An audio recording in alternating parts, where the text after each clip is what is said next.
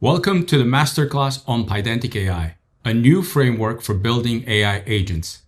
In this Masterclass, we're learning about the core features of PydanticAI and its ecosystem of libraries such as Logfire. We aim to hit all key features of the framework with plenty of examples, so by the end of this, you have the confidence to build your own agents.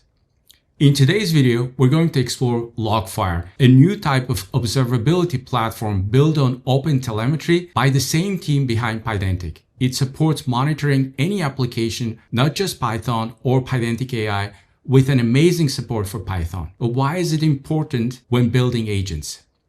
Because LLMs are notoriously unreliable, or as the Pydantic teams put it, they are the worst databases. Having a solid tracing and debugging system can save tons of time. By the way, this screenshot is from their actual documentation, which is so cool.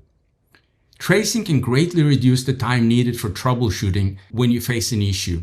Once in production, especially with paying customers, the ability to set up dashboards and alerts can be critical for proper monitoring and reacting to emerging issues before disruptions or outages. Setting up debugging and monitoring will likely be one of the easiest tasks, but it will return great dividends. Let's take a look at how the setup works. In the first step, we're going to create a developer account at logfire.pydantic.dev. Then we're going to install the SDK with a simple command. We're going to authenticate with Logfire auth, set up a project, and then start sending the data. So it's quite easy. If you'd like to get more information, feel free to explore the documentation and the great examples at logfire.pydantic.dev/docs. Today, we'll start by configuring Logfire, and then we'll work on several examples, starting with a simple hello world. Then we'll move on to more complex scenarios.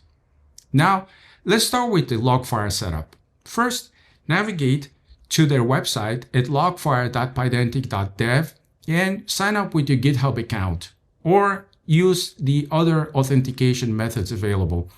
Once on the dashboard, you'll see your projects. I've created a simple project called Tuts, but you may see the default project when you first log in. In the project setup, you'll see links for your account and the project itself. You can create a new project by giving it a name. Now let's go into the Tuts project. Here on the project page, you can explore dashboards, alerts, set up your alerts, and go to the settings. In the settings, you can change the description, but not the project name. You can also delete the project. And in the setup instructions, you can find instructions for development and production because they're slightly different. We'll follow these instructions to set up this project for development today. You can also find your tokens here, may be used during production. So let's navigate to the project and explore the user interface. We're going to start with a quick pip install Logfire. Once Logfire is installed, we're going to do Logfire auth. And once we authenticate, it will create a TOML file under our user. Once that's done, we can do Logfire projects, use Tuts, and that's my default project. And now we're ready to start sending data. Okay, so let's look at another example. And this is our first hello world example. Very simple. We're just going to send one info statement to Logfire. We're going to import Logfire at the top. Then we're going to call logfire.configure, and then we're going to send the data with logfire.info, and then hello with the parameter name.